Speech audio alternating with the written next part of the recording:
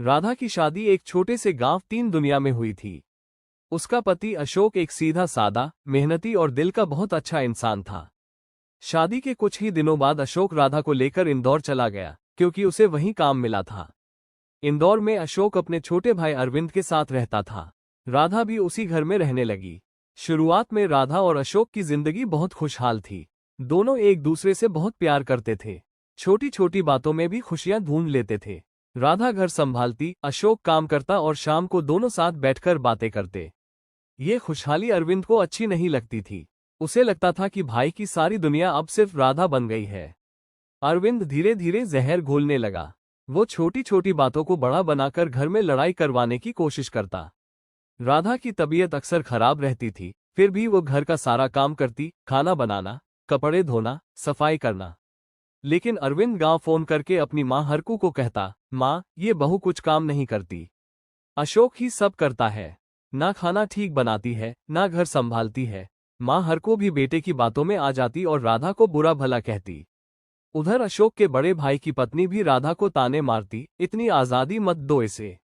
ज्यादा सिर चढ़ेगी तो घर बिगाड़ देगी। पैसे मत देना, नहीं तो लेकर भाग जाएगी। ये सारी बातें वो अशोक के कान में भरती रहती। राधा चुपचाप सब सहती रहती। वो सोचती, मैंने किसी का क्या बिगाड़ा है? फिर सब मुझसे इतनी नफरत क्यों करते हैं? लेकिन अशोक अपनी पत्नी से बहुत प्यार करता था। उसने किसी की बातों पर विश्वास नहीं किया। वो जानता था कि राधा सच्ची, मेहनती और समझदार है। ये बात अरविंद को और चुभने लगी। अब वो और ज्यादा आग लगाने लगा।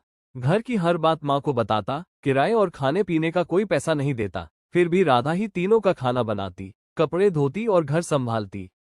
अरविंद और उसकी मां हर को मिलकर राधा के खिलाफ साजिशें रचने लगे। उन्होंने अशोक को राधा से दूर करने की पूरी कोशिश की, मगर अशोक नहीं बदला। कुछ समय बाद अरविंद की शादी तय हुई। शादी में राधा को जानबूझकर नहीं बुलाया गया। कहा गया, वो हमारे घर की कुछ नहीं लगती। ये सुनकर राधा का दिल टूट गया।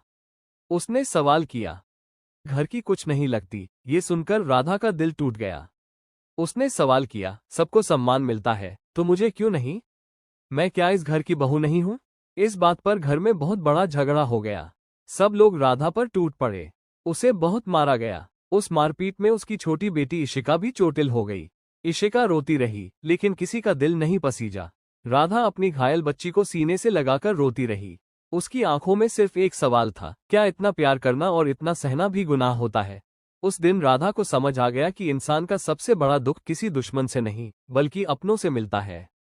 लेकिन उसने हार नहीं मानी। उसने अपनी बेटी के लिए जीने का फैसला किया। वो जानती थी कि एक दिन